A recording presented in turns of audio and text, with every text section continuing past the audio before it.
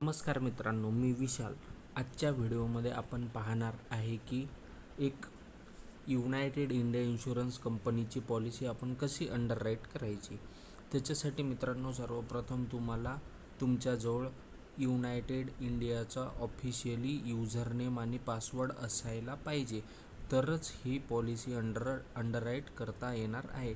तर आता ही पॉलिसी कशी अंडरराईट करायची, तर चला व्हिडिओला सुरुवात करूया. व्हिडिओ जर नवीन असेल तर प्लीज सबस्क्राईब आणि लाईक करा.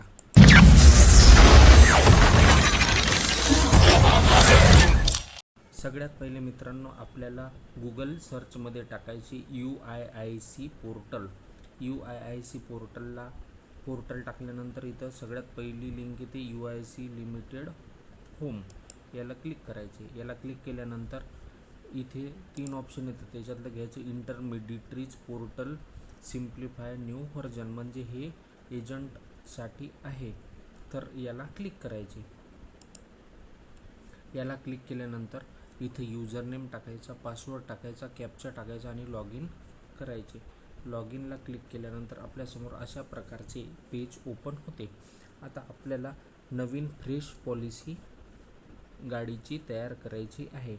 समजा आपल्याला प्रायव्हेट गाडीची पॉलिसी तयार करायची आहे, तर सर्वप्रथम आपल्याला पॉलिसी ट्रान्झॅक्शनला क्लिक करायचे. पॉलिसी ट्रान्झॅक्शनला क्लिक केल्यानंतर इथे वेगवेगळे ऑप्शन येतात. Make new, renew policy, proposal modification, renewal notice, transit policy, bulk upload, Abha correction आणि डाउनलोड एन्डॉर्समेंट कॉपी. तर आपल्याला फ्रेश पॉलिसी तयार करायची म्हणून आपल्याला इथे मेक न्यू, रिन्यू पॉलिसीला क्लिक करायचे. मेक न्यू पॉलिसीला क्लिक केल्यानंतर इथे तुम्हाला ऑफिस विचारते, कोणतं ऑफिस आहे, तर ते ऑफिस टाकायचं. त्याच्यानंतर कोणत्या प्रकारची पॉलिसी काढायची, fire, health, motor, package, personal accident, social and rural. तर आपल्याला काढायची मोटरची पॉलिसी म्हणून मोटरला क्लिक करायचं. त्याच्यानंतर विचारते सिलेक्ट प्रोडक्ट, कोणत्या प्रकारची प्रोडक्ट आहे. मोटर पॅकेज पॉलिसी म्हणजे फुल पॉलिसी. त्याच्यानंतर मोटर पॅकेज पॉलिसी रिन्युअल, म्हणजेच आपली आधीची पॉलिसी आहे आणि आपल्याला ती आता रिन्युअल करायची, त्याच्यासाठी हे ऑप्शन आहे. लायबिलिटी ओनली पॉलिसी म्हणजेच थर्ड पार्टी इन्शुरन्स, त्यालाच TP पॉलिसी असे म्हणतात.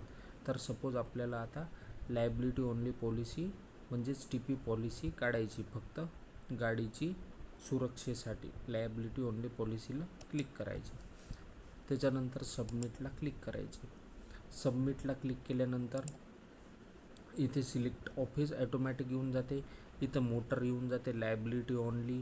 त्याच्यानंतर बिझनेस सोर्स येते डायरेक्ट, आणि बिझनेस चॅनलचं इथे जे नाव असते ते येऊन जाते. त्याच्यानंतर इथे विचारते व्हेकल क्लास, म्हणजे तुमची गाडी कोणत्या प्रकारे चालते, गुड्स कॅरिंगसाठी चालते का कमर्शियलसाठी चालते, कोणत्या प्रकारची गाडी आहे, का प्रायव्हेटसाठी चालते का पॅसेंजरसाठी चालते. तर आपण प्रायव्हेट कारला क्लिक करू, आपली गाडी प्रायव्हेटसाठी चालते. त्याच्यानंतर व्हेकल रजिस्ट्रेशन स्टेट, म्हणजे स्टेट कोणता आहे, तर जे स्टेट असेल ते इथे टाकून घ्यायचं. आता इथे आपण टाकू महाराष्ट्र. त्याच्यानंतर बिझनेस टाईप, न्यू आहे का रिन्युअल आहे, तर आपण फ्रेश करत आहे म्हणून न्यू पॉलिसीला क्लिक करायचे. त्याच्यानंतर इथे रजिस्ट्रेशन नंबर विचारते. इथे गाडीचा रजिस्ट्रेशन नंबर टाकायचा, जो गाडीचा व्हेकल नंबर असते तो. त्याच्यानंतर इथे चेसिस नंबर टाकायचा. त्याच्यानंतर विचारते इंजिन नंबर, तर इंजिन नंबर व्यवस्थित टाकून घ्यायचा. त्याच्यानंतर व्हेकल मॅन्युफॅक्चरिंग विचारते. व्हेकल मॅन्युफॅक्चरिंग म्हणजे कोणत्या कंपनीची तुमची गाडी आहे.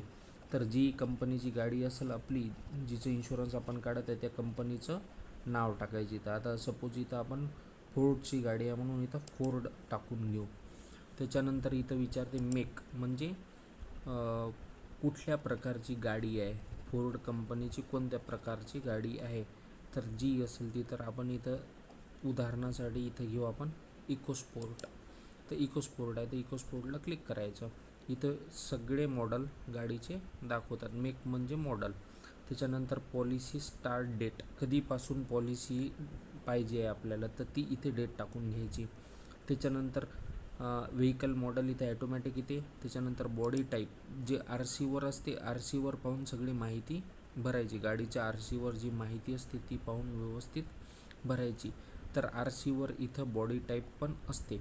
तर आपण इथे समजा उदाहरणासाठी घेऊन घेऊ इथे सलोन ही बॉडी टाईप आहे. त्याच्यानंतर इथे विचारतं डेट ऑफ फर्स्ट रजिस्ट्रेशन. तर गाडीच्या आर सीवर गाडीचं रजिस्ट्रेशन कधी झालेलं आहे ते दाखवलेलं असते, ती इथे टाकून घ्यायचं. त्याच्यानंतर महिना कोणता आहे रजिस्ट्रेशनचा तो टाकून घ्यायचा. त्याच्यानंतर इयर कोणता आहे, कोणत्या वर्षी गाडीचं मॅन्युफॅक्चरिंग होतं ते टाकून घ्यायचं. त्याच्यानंतर स्टारमध्ये दिलेलं रजिस्ट्रेड सिटिंग कॅपॅसिटी इथे ॲटोमॅटिक येते. क्युबिक कॅपॅसिटी म्हणजेच गाडीचं सी सी ॲटोमॅटिक येते. फ्यूल टाईप पेट्रोल असेल पेट्रोल, डिझेल असेल डिझेल. आपण जे इथून मेक म्हणजेच आपण गाडीचं मॉडेल जे सिलेक्ट करू त्यानुसार इथं पेट्रोल डिझेलचं ऑप्शन येते.